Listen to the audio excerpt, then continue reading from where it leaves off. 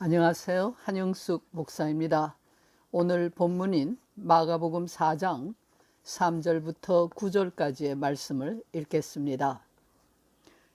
들어라, 씨를 뿌리는 자가 뿌리러 나가서 뿌릴새 더러는 길가에 떨어짐에 새들이 와서 먹어버렸고, 더러는 흙이 얇은 돌밭에 떨어짐에 흙이 깊지 아니하므로 곧 싹이 나오나 해가 돋은 후에 타져서 뿌리가 없으므로 말랐고, 더러는 가시떨기에 떨어짐에 가시가 자라 기운을 막음으로 결실치 못하였고, 더러는 좋은 땅에 떨어짐에 자라 무성하여 결실하였으니 30배와 60배와 100배가 되었느니라 하시고, 또 이르시되 들을 귀 있는 자는 들으라 하시니라.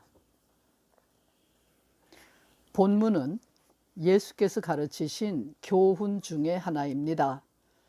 비유를 들어서 진리를 가르치는 것은 고대 유대인들이 했던 교육 방법입니다. 이론이나 논리를 가지고 설명하거나 실험이나 통계 같은 것을 통해서 가설을 입증해내는 방식에 익숙해 있는 오늘 우리에게는 상당히 낯선 방법입니다. 이 점을 염두에 두고 이 비유를 해석해야 합니다. 예수의 가르침은 대부분이 하늘나라에 관한 것이었습니다. 이 비유 역시 하늘나라의 비밀을 가르치고 있습니다. 제자들조차 이 비유가 무슨 뜻인지 몰랐다고 복음서는 말합니다.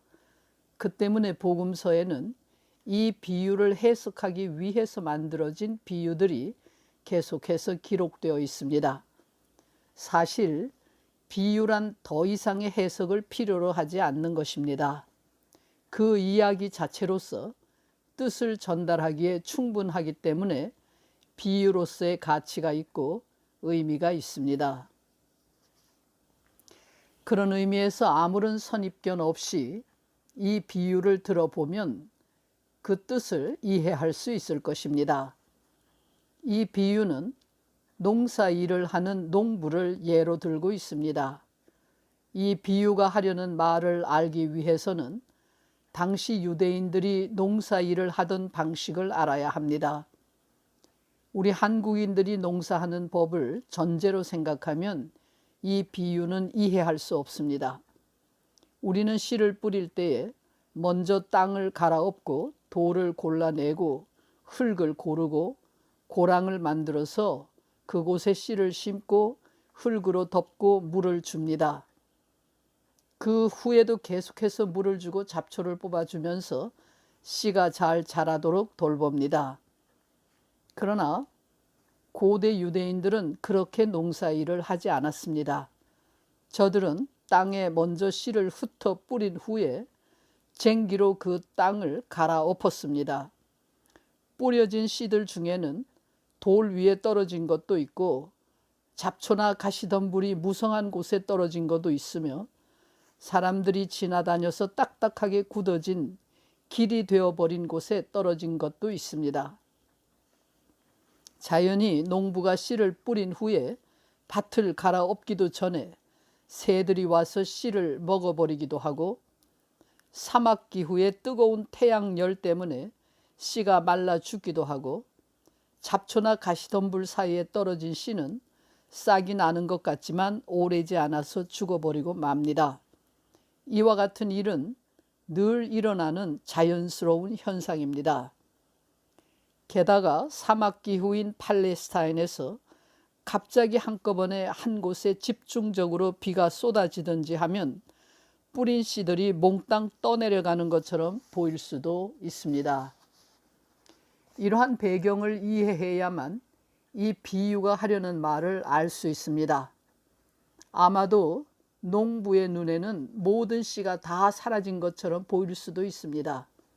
그 때문에 농부는 농사를 망치게 될까 봐 잠도 못 자고 염려하고 근심할 것입니다. 그러나 이 비유는 사라진 씨들을 아까워하거나 염려하고 근심하는 농부의 마음을 설명하려는 것이 아닙니다. 이 비유가 하려는 말은 뿌린 씨가 모두 사라지는 것 같았지만 그 중에는 좋은 땅에 떨어진 씨들이 있다는 것입니다. 그것들이 자라서 열매를 맺게 되어 농부가 추수를 하고 그 열매로 살아갈 수 있게 된다는 것입니다. 좋은 땅에 떨어진 씨가 자라서 열매를 맺는 것은 한 알의 씨에서 수십 수백 개의 열매를 맺기 때문입니다. 이렇게 해서 농부는 추수할 곡식을 얻게 됩니다. 농사 외에는 생계 수단이 없는 농부에게 추수할 곡식이 생겼다는 것은 기쁘고 감사한 일입니다. 더구나 뿌려놓은 씨가 모두 다 사라졌다는 생각으로 괴로워했던 농부라면 추수할 곡식을 얻었다는 것은 그에게 기적이 일어났다는 것을 의미합니다. 예수께서는 하늘나라는 이와 같다고 말씀하셨습니다. 삶을 기적으로 체험하는 것이 하늘나라의 비밀입니다. 기쁨과 감사로 충만한 삶이 하늘나라의 삶이라는 말입니다. 과연 우리의 일상은 어떠합니까? 우리가 겪는 매일의 삶은 기쁨과 감사보다는 실망과 좌절이 아닙니까?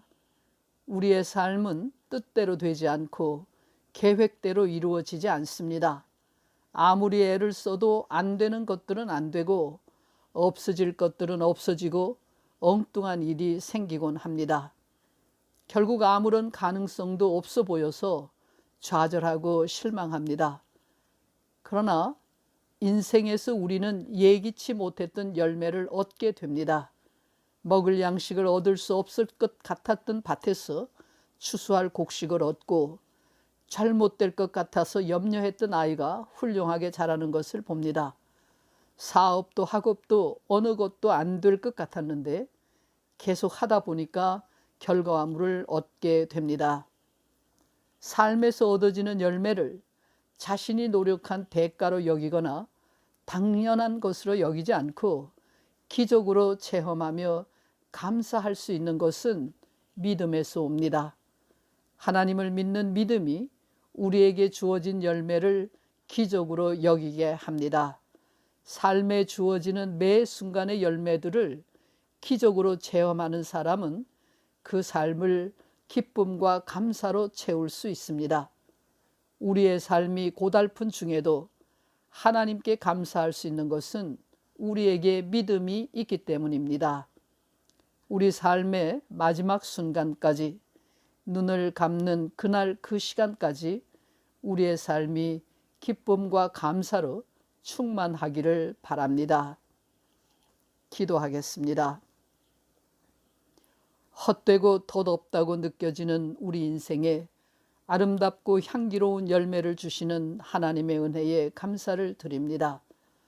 저희로 하여금 하나님을 믿는 믿음으로 매일 매 순간의 삶을 감사와 기쁨으로 채울 수 있게 해 주시옵소서. 예수 그리스도의 이름으로 기도합니다.